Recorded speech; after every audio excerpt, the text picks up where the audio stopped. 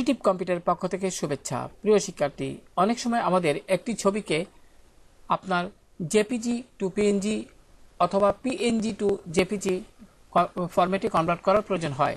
তো আজকে আমি আপনাদের দেখাবো কিভাবে একটি পিএনজি ছবিকে আপনি জেপিইজিতে কনভার্ট করবেন, সেই প্রক্রিয়াটি।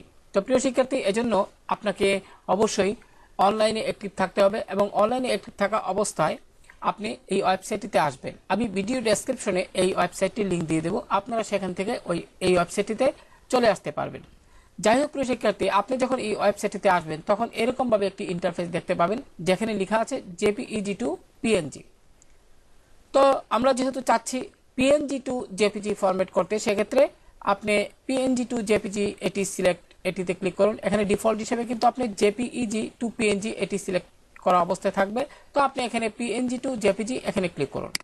তো ক্লিক করার পর এখানে লোডিং হবে, লক্ষ্য করুন এখানে লোডিং হচ্ছে। তো এখানে লোডিং হওয়ার পর আপনি খেয়াল করুন এখানে কিন্তু পিএনজি টু জেপিজি এটি সিলেক্ট অবস্থায় রয়েছে এই ট্যাবটি। এবার আপলোড ফাইলসে ক্লিক করুন।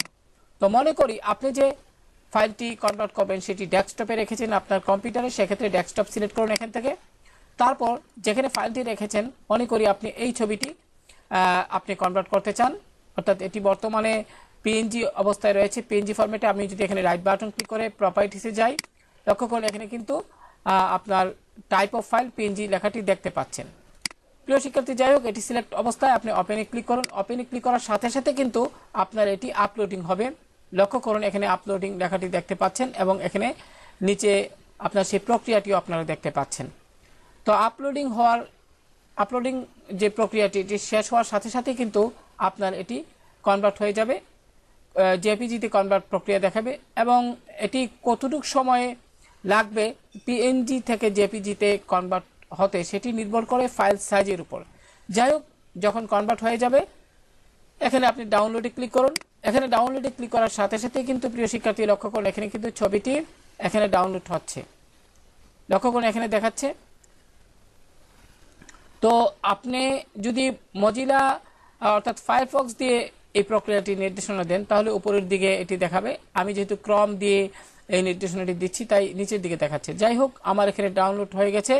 তো এমত অবস্থায় আমি এই এরো চিহ্নতে ক্লিক করলাম। এবার শো ইন ফোল্ডার এখানে যদি ক্লিক করি, লক্ষ্য করুন আমার এখানে কিন্তু বর্তমানে ছবিটি যে পিএনজি থেকে জেপিজিতে কনভার্ট হয়ে গেছে। তো এটি যদি আপনি কিভাবে বুঝবেন যে এটি কনভার্ট হয়েছে পিএনজি থেকে জেপিজিতে? এক্ষেত্রে ছবিটির উপর রাইট বাটন ক্লিক করে প্রপার্টিসে যান।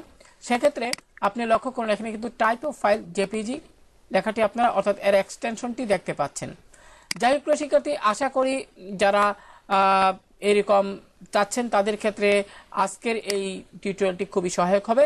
তো ভালো থাকুন সবাই, আল্লাহ হাফেজ।